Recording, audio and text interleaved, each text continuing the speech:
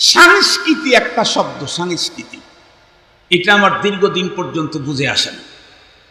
তো মামুনুল হক সাহেব আর আমি একসঙ্গে আমার আব্বার মাদ্রাসায় পড়াইতাম, বিতুয়া মাদ্রাসা সিরাজগঞ্জের।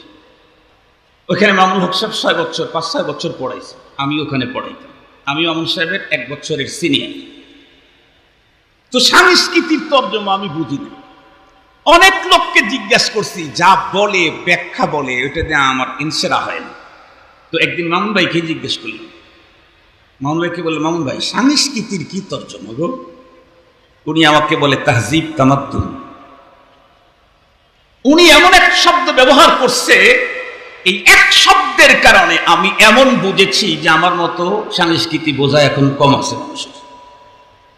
যার তার কাছে জিজ্ঞেস করতাম, সেখান থেকে ইলম নিতাম, যে কোনো মানুষের কাছ থেকে ভাষার জ্ঞানটা নিতাম। আমি যে কোনো সবসময় উন্নত ভাষাবিদ যারা আছে, সাহিত্যিক, তাদের কথাগুলি শুনতাম। নতুন কোনো শব্দ আসলে আমি যে কাউকে জিজ্ঞেস করতাম।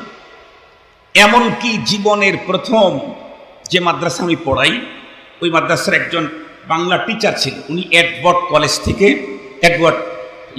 বাংলাদেশে শুধু একটাই কলেজ, ব্রিটিশ প্রতিষ্ঠা করেছিল, এটা পাবনাতে আছে, এডওয়ার্ড। ওইখান থেকে মাস্টার্স করা। ওনার সাথে আমার চুক্তি হয়েছিল, সমঝোতা হয়েছিল। আমি ওনাকে আরবি শিখাবো, উর্দু শেখাবো, উনি আমাকে বাংলা শিখাবেন, ইংরেজি শিখাবেন। তার সাথে আমার চুক্তি হয়েছিল। একটা শব্দ আমি অনেক দিন পর্যন্ত বুঝতেছি না। আমি শব্দগুলি সিয়াক সাবাকের দ্বারাই বুঝে নিতাম। নতুন যে শব্দটা বাংলা বললেন, এটার তর্জমা কি হতে পারে, আগে পরের দ্বারা বুঝে নিতাম। যেটা বুঝতাম না, এটা কাউকে জিজ্ঞেস করতাম। সংস্কৃতি একটা শব্দ, সংস্কৃতি, এটা আমার দীর্ঘদিন পর্যন্ত বুঝে আসে না। তো মামুনুল হক সাহেব আর আমি একসঙ্গে আমার আব্বার মাদ্রাসায় পড়াইতাম, বিতুয়া মাদ্রাসা সিরাজগঞ্জের। ওখানে মামুনুল হক সাহেব 5-6 বছর পড়াইছে, আমি ওখানে পড়াইতাম। আমি মামুন সাহেবের 1 বছরের সিনিয়র। তো সংস্কৃতির তর্জমা আমি বুঝি না। অনেক লোককে জিজ্ঞাসা করছি, যা বলে ব্যাখ্যা বলে ওটা দিয়ে আমার ইনসেরা হয় না। তো একদিন মামুন ভাইকে জিজ্ঞেস করলাম, মামুন ভাইকে বলল, মামুন ভাই সংস্কৃতির কি তর্জমা গো? উনি আমাকে বলে তাহজিব তামাদ্দুন। উনি এমন এক শব্দ ব্যবহার করছে, এই এক শব্দের কারণে আমি এমন বুঝেছি যে আমার মতো সংস্কৃতি বোঝা এখন কম আছে মানুষের। যার তার কাছে জিজ্ঞেস করতাম, সেখান থেকে ইলম নিতাম, যে কোনো মানুষের কাছ থেকে ভাষার জ্ঞানটা নিতাম। এই কথাগুলো বললাম কেন? কারণ অনেক উঠা বসা, এটা আমার ভালো লাগে না। বাংলাদেশে আমি একটা মাহফিলে জীবনে একবার গেছি, আর যাই নাই। অনেক লোক হয় এইরকম এর কাছাকাছি, কিন্তু 1 মিনিটের জন্য উঠা বসা বন্ধ হয় না। দাওরা হাদিস মাদ্রাসা আজ থেকে 16 বছর আগে বলে আসছি যে এই মাহফিলের জন্য আমি ফিট না। এটা আমার কাছে চয়েস না। দ্বীনের কথা শুনতে হবে আদবের সাথে। দ্বীন তো আদব। দ্বীন কি? দ্বীনটাই তো আদব। আমি আজকে কোরআনে হাকিমের সূরা আলে ইমরানের 81 নম্বর আয়াতে কারিমা তেলাওয়াত করেছি। আমার একটা টার্গেট আছে, এতগুলি কথা বলতাম না। আমাকে জামিল ভাই ইনফরমেশন করছেন যে একটু লম্বা করেন, এই কারণে মাঝখানে এই কথাগুলো বললাম। মনে হয় ফায়দা হবে যদি মানতে পারি ইনশাআল্লাহ। কোরআনে হাকিমের আলে ইমরান, সূরা আলে ইমরানের 81 নম্বর আয়াতে কারিমা তেলাওয়াত করেছি।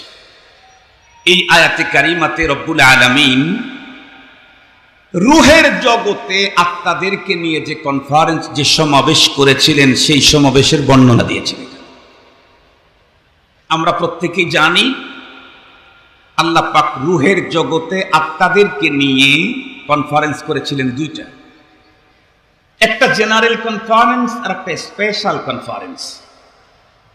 জেনারেল কনফারেন্সের কথা আল্লাহ পাক সূরাতুল আরাফের 172 নম্বর আয়াতে কারিমাতে বর্ণনা করেছেন।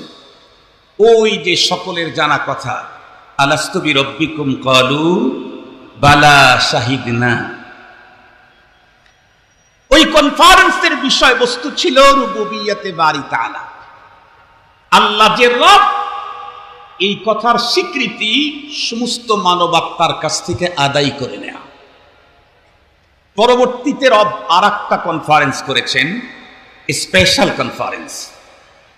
সেটা হলো পৃথিবীর সমস্ত মানবাত্মা থেকে রব নিজে চুনে চুনে বাছাই করে করে ইন্তেখাব করে করে কিছু আত্মাকে ভিআইপি একটা গ্যালারিতে জমা করছেন, ইন্তেখাব করেছেন নিজে।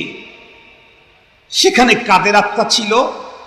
আজ আদম তা ঈসা এবং আমাদের পয়গম্বর মুহাম্মদুর রাসূলুল্লাহ সাল্লাল্লাহু আলাইহি ওয়াসাল্লাম। এক কথা, সমস্ত নবী এবং রাসূলগণের আত্মাকে বাছাই করে ছাঁটাই করে স্পেশাল একটা গ্যালারিতে ঢুকাই দিয়েছেন। মজার কথা হলো, ওই গ্যালারিতে যত বড় মানুষই হোক না কেন তার ঢোকার কোনো অনুমতি ছিল না, শুধুই নবী আর রাসূলগণই ঢুকেছেন।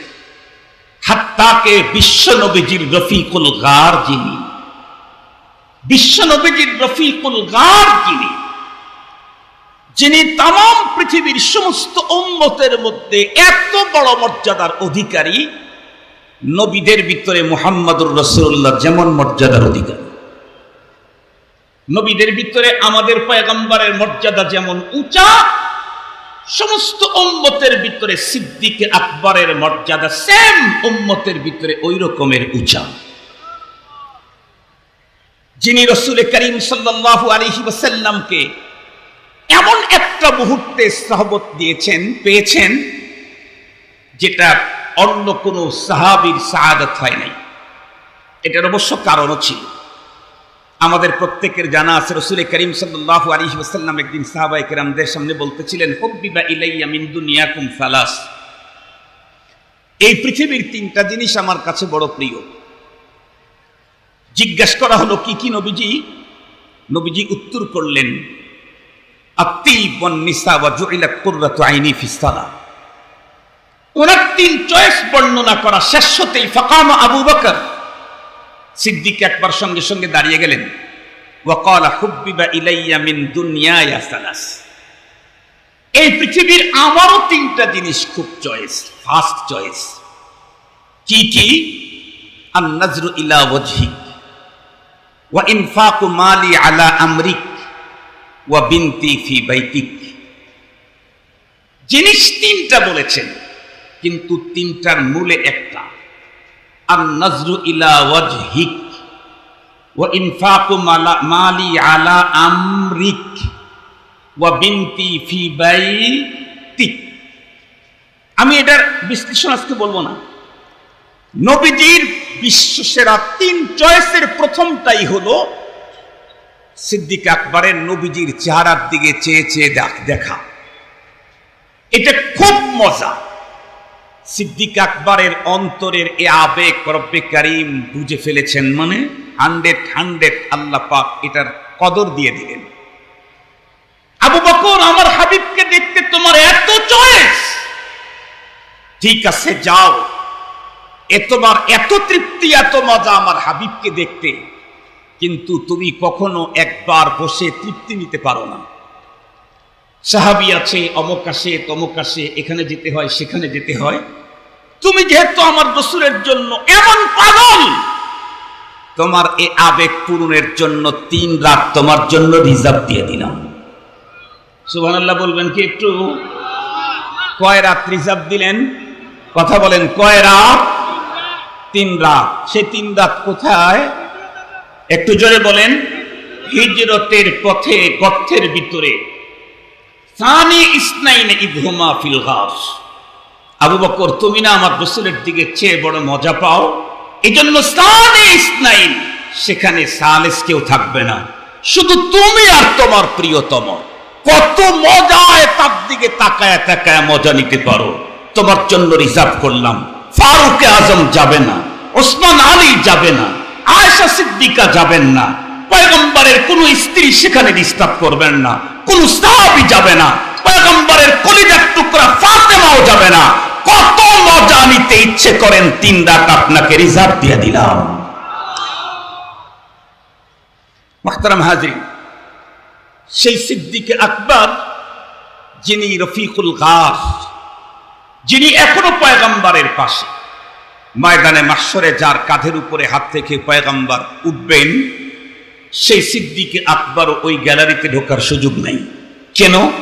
আপনি যত বড়ই হন, এই গ্যালারি নবী এবং রসুলদের জন্য। বলুন তো দেখি, সিদ্দিকে আকবর ফারুক আজম যদি ওই গ্যালারিতে ঢোকার সুযোগ না পায়, তাহলে মুসাইলামাতুল কাজ্জাব আর ভণ্ড নবুয়তের দাবিদার গোলাম আহমদের তো খবরই নাই। কথা বলেন। রফিকুল গার যদি ঢুকতে না পারে, তো গোলাম আহমদের চান্স কোথায়? মুসাইলামাতুল কাজ্জাবের চান্স কোথায়? আজ আদম তা ঈসা সমস্ত নবীদেরকে আল্লাহ পাক ওই জায়গায় জমা করে আর একটা বক্তব্য দিলেন, আর একটা অঙ্গীকারনামা নিলেন। কি অঙ্গীকারনামা? আল্লাহ পাক বলেন, وَإِذْ أَخَذَ اللَّهُ مِيثَاقَ النَّبِيِّينَ لَمَا آتَيْتُكُم مِّن كِتَابٍ وَحِكْمَةٍ ثُمَّ جَاءَكُمْ رَسُولٌ مُصَدِّقٌ لِّمَا مَعَكُمْ لَتُؤْمِنُنَّ بِهِ وَلَتَنصُرُنَّهُ قَالَ أَأَقْرَرْتُمْ وَأَخَذْتُمْ عَلَى ذَلِكُمْ إِصْرِي قَالُوا أَقْرَرْنَا قَالَ فَاشْهَدُوا وَأَنَا مَعَكُمْ مِنَ الشَّاهِدِينَ। সালিস তরজমা না, মফহুমি তরজমা বলি। সমস্ত নবীদের আত্মাকে এক জায়গায় করে রব্বুল আলামিন বললেন, আমি আপনাদেরকে কিতাব দেব, হিকমত দেব, ইলম দেব, রিসালাত দেব। স্যার তালাবারা খুব ভালো বুঝবে। সুম্মা লিত্তারাখি, সুম্মা লিত্তারাখি। সুম্মার দুইটা তরজমা আছে একই সঙ্গে, একটা হলো দেরিতে আর একটা হলো পরে। তাখির আখির, তাখির আখির। সুম্মার মধ্যে তাখিরের তরজমা আছে, সুম্মার মধ্যে আখিরের তরজমাও আছে। তো আল্লাহ পাক কি বলেন? সুম্মা, তার মানে আপনাদের সবার শেষে, অনেক পরে একজন রসুল আসবে। সুম্মা জাআকুম রাসূল, যেই রসুলের কাজ হলো মুসাদ্দিকুল লিমা মাআকুম, আপনাদের প্রত্যেকের কিতাবকে উনি তাসদিক করবেন। খুব ভালো করে বুঝবেন, আপনাদের কাছ থেকে আমি যেই প্রতিশ্রুতিটা চাচ্ছি সেটা হলো লাতুমিনুন্না বিহি, তার প্রতি আপনাদের ঈমান আনতে হবে। ওয়ালা তানসুরুন্না, অবশ্যই তাকে সাহায্য করতে হবে। আল্লাহ বলেন, আমার এই প্রতিশ্রুতি কি আপনারা গ্রহণ করলেন? আকরারতুম ওয়া আখাযতুম আলা যালিকুম ইসরি, আমাকে কি আপনারা প্রতিশ্রুতি দিলেন? আল্লাহ পাকের এমন প্রশ্নের উত্তরে সমস্ত নবীগণের আত্মা একযোগে বলেছিলেন, আকরারনা, আয় আল্লাহ আমরা আপনাকে প্রতিশ্রুতি দিলাম। খুব ভালো করে বুঝবেন, আল্লাহ বলেন ফাশহাদু, আপনারা একে অপরের সাক্ষী। ওয়া আনা মাআকুম মিনাশ শাহিদিন, আমিও এই কথার উপরে সাক্ষী। ভালো করে বুঝবেন, আজকে আমাদের বাংলাদেশে খতমে নবুয়ত নিয়ে কত কিছু হচ্ছে, সরকারকে কতবার বুঝাবার জন্য চেষ্টা করা হচ্ছে। আমি এই বিষয়টাকে, এই সাবজেক্টটাকে আজকের এই মাহফিলে চয়েস করার পিছনে একটা গোপন রহস্য আছে, আমাকে কেউ বলেনি। কিন্তু আমি কেন এই সাবজেক্ট এখানে চয়েস করলাম, খতমে নবুয়তের উপরে আলোচনা? কারণ হলো, এই মাহফিলের জন্য আমাকে সর্বপ্রথম যিনি দাওয়াত করেছিলেন, আমাদের সারা বাংলাদেশের সমস্ত উলামায়ে কেরামের মুরব্বী আশরাফ আলী সাহেব হুজুর রহমাতুল্লাহি আলাইহি, আমাকে প্রথম দাওয়াত করেছিলেন। টাঙ্গাইল ওলামা পরিষদের উদ্যোগে আন্তর্জাতিক ইসলামী মহাসম্মেলনে হুজুরের আগে আমি বয়ান করতেছিলাম। এর ভিতরে হুজুর আসলেন, বয়ান শেষে হুজুর আমাকে তার এই মাহফিলের জন্য দাওয়াত করেছিলেন। তখন আমি হুজুরকে ওয়াদা দিয়েছিলাম, সেই ওয়াদা আজকে আল্লাহ পাক আমাকে কয়েক বছর পরে পূরণ করার সুযোগ দিলেন। খুব ভালো করে বুঝবেন কথাগুলি।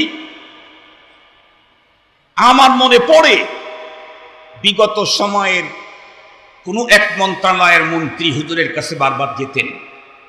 হুজুরের অন্তিম সময় মন্ত্রী যখন হুজুরের কাছে গেছেন, হুজুর সেই মন্ত্রীর হাত ধরে বলেছিলেন, খতমে নবুয়তের বিষয়টা আমি একটু দেখে যেতে চাই। খতমে নবুয়তের বিষয়টা আমি একটু দেখে যেতে চাই। আমাদের স্লোগান কি?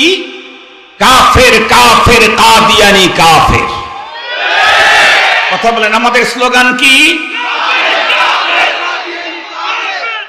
আর একটা স্লোগান আমাদের আছে, তবে এই স্লোগানটা একটু সংশোধন করা দরকার। এখন যেহেতু রাষ্ট্রেরও সংশোধন চলতেছে, স্লোগান সংশোধন হলে তো আর সমস্যা নেই। সেটা হলো, আমাদের আর একটা স্লোগান আছে, নবীর পরে নবী নাই। এই পরের অংশটুকুনের একটু সংশোধন করতে হবে। সেটা হলো, সংসদে আইন চাই না, সংসদেও আইন চাই। একটা ও বাড়ায় দিবেন। কি বলবেন? সংসদেও। কেন? আমরা যদি শুধু স্লোগান দেই নবীর পরে নবী নাই, সংসদে আইন চাই, আমার দেশের কিছু বর্ণচোরা আছে। বর্ণচোরা আছে না নাই? তথাকথিত কিছু সাহিত্যিক বুদ্ধিজীবী আছে, যারা 24 ঘন্টায় তাদের সাহিত্যিকতার মায়ের পেছে ইসলাম আর মুসলমানকেই আক্রমণ করতে চায়। আমরা যখন বলবো নবীর পরে নবী নাই, সংসদে আইন চাই, ওরা তখন বলবে, তাহলে তোমাদের নবী পরে নবী নাই এই আইন বাংলাদেশের সংসদে পাশ করে নিতে হবে। আরে না রে বলদের দল, এই আইন বাংলাদেশের সংসদে পাশ করতে হবে না। আমার নবীর পরে যে নবী নাই, এই আইন আল্লাহ পাক আদম থেকে ঈসা পয়গম্বর পর্যন্ত সমস্ত নবীদের কাছ থেকে রূহের জগতে নিয়েই রেখেছেন।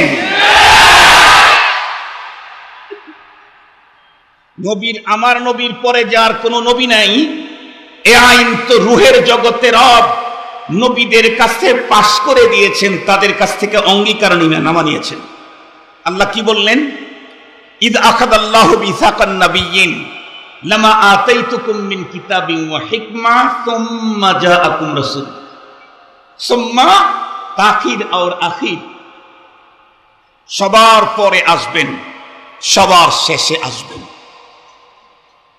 মাদ্রাসার সব উস্তাদ চলে আসতে, একেবারে শেষে প্রিন্সিপাল সাহেব আসতে। তার মানে তারপরে আর কোন মেহমান বাকি? কথা বলেন না কেন? আর কোন মেহমান বাকি? একেবারে লাস্টে প্রিন্সিপাল সাহেব আসতে।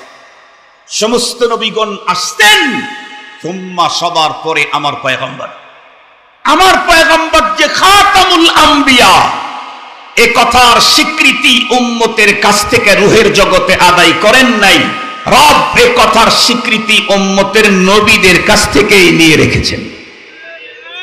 উম্মতের কাছ থেকে নিয়েছেন না নবীদের কাছ থেকে নিয়েছেন? কথা বলেন না কেন? নবীদের কাছ থেকে নিয়েছেন। কি বললেন? আপনাদের সবার পরে, অনেক পরে রসুল আসবে, তার প্রতি আপনাদের ঈমান আনতে হবে।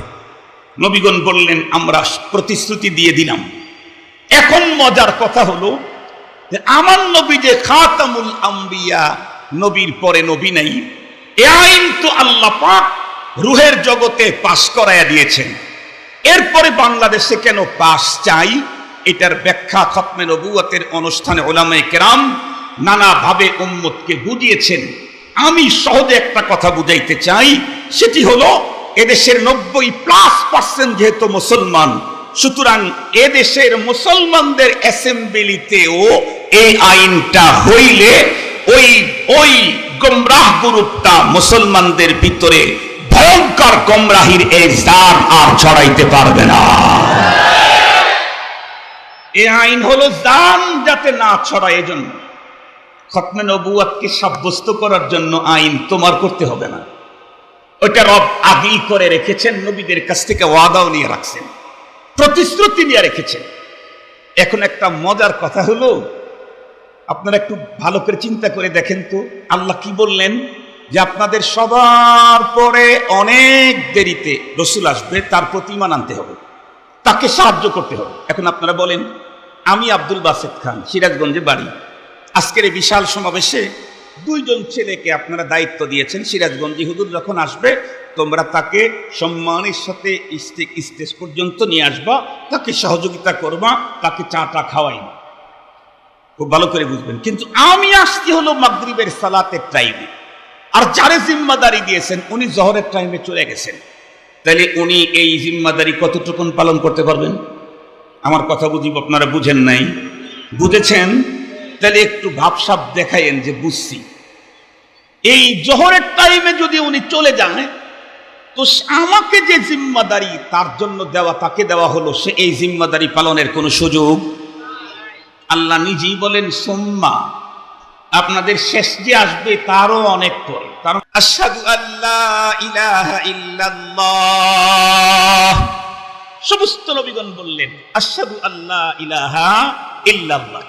এরপরে জিবরাইল আমিন আশহাদু আন্না, চুপ মেরে গেলেন।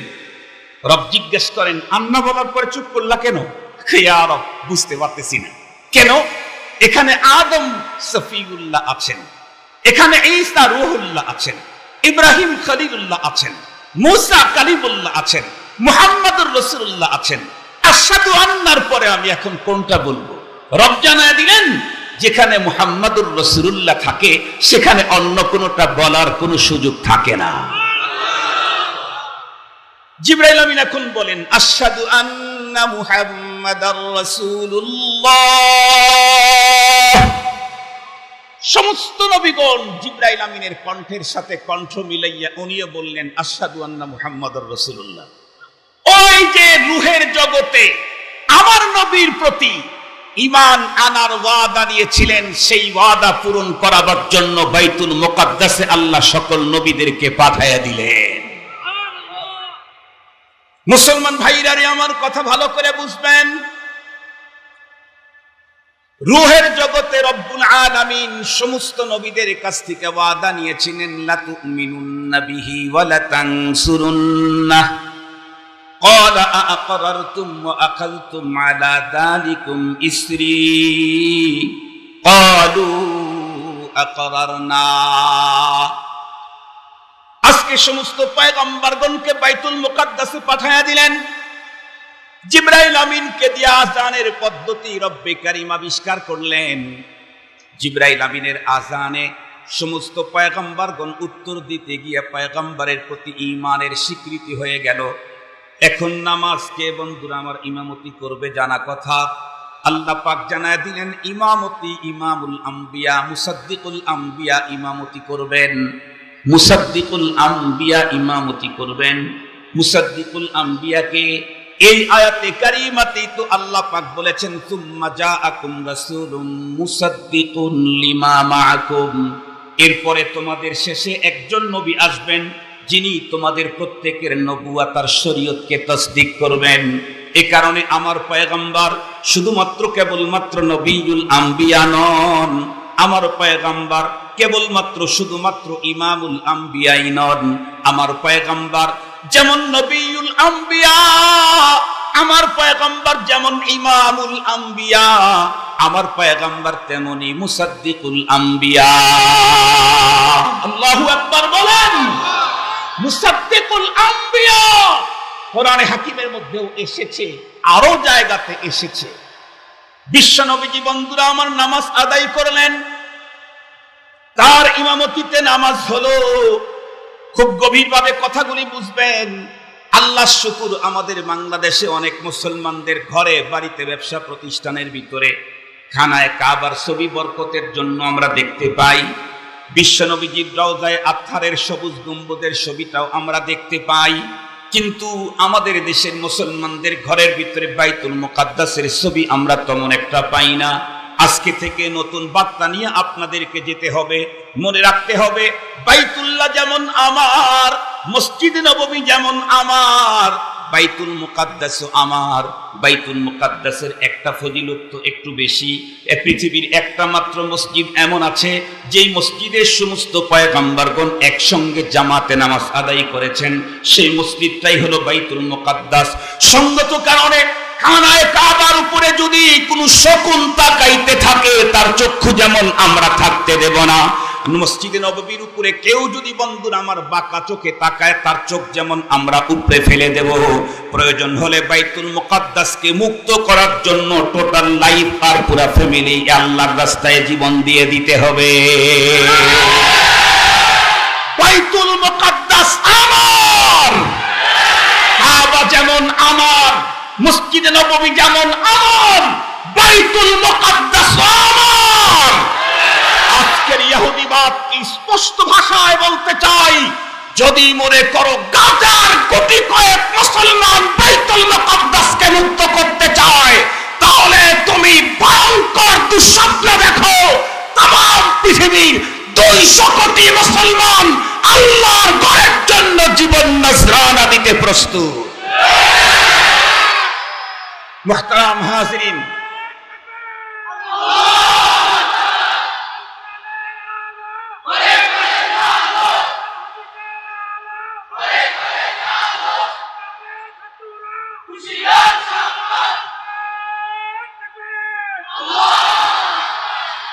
আমাদের দেশে যেহেতু এখন সংস্কারই চলতেছে, গ্রুপ এখন বাংলাদেশে দুইটা। এক গ্রুপ চায় নির্বাচন, আর এক গ্রুপ চায় সংস্কার। তা কি জানেন আপনারা? এক গ্রুপ বলতেছে আগে সংস্কার হোক, নির্বাচন পরে হোক। আর এক গ্রুপ বলে যা হয়েছে হয়েছে, নির্বাচন দেন। তা আমি আর একটা সংস্কার করি। আমার ভাই যিনি তাকবীর দিয়েছেন তাকে আন্তরিক অভিনন্দন, মোবারকবাদ। এত হাজার জনতার মধ্যে উনি নারায়ে তাকবীরের আওয়াজ বুলন্দ করেছেন, মারহাবা।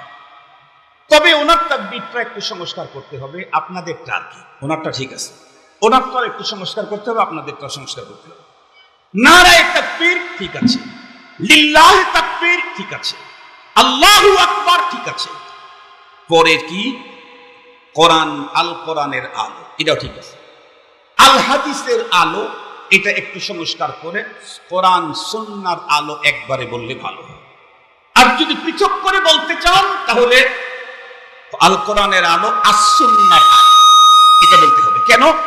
হাদিসের আলো আপনি জ্বালাইতে পারবেন না জীবনে। হাদিস কি? হাদিস হলো নবীজি যা বলেছেন, যা করেছেন, যেগুলি সমর্থন দিয়েছেন সব। বলেন তো দেখি, নবীজি ডান হাতের শাহাদাত আঙ্গুলের ইশারায় চাঁদকে 2 টুকরা করেছেন, এটা হাদিস। এই আলো আপনি জ্বালাবেন কেন? কথা বলেন, কথা বলেন।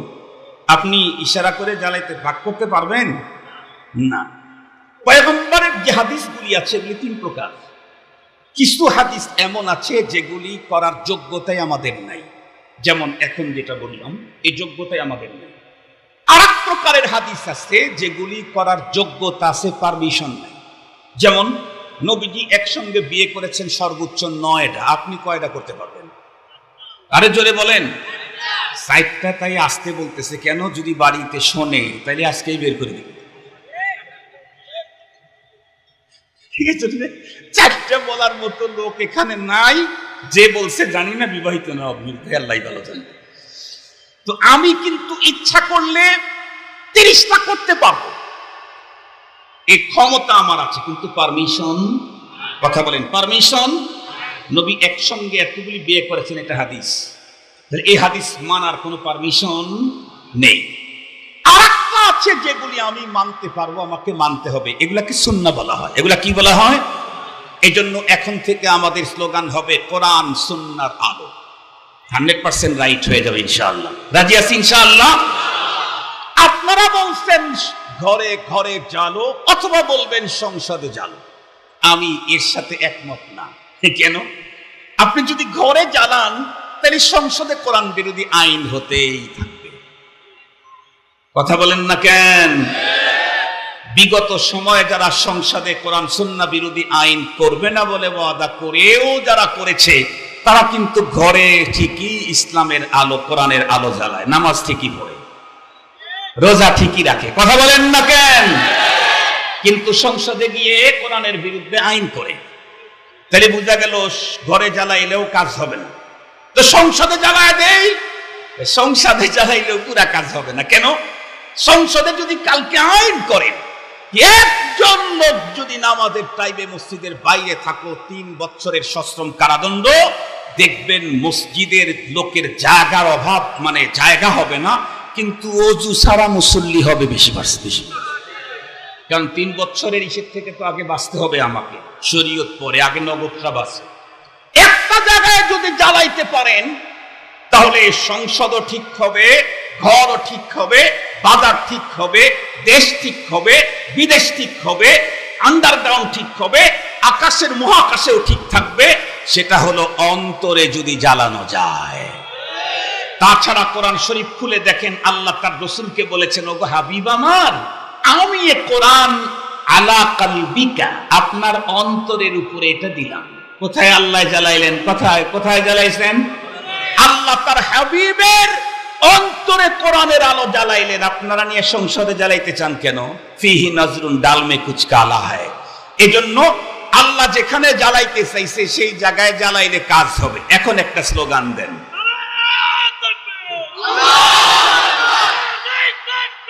আল্লাহু আকবার।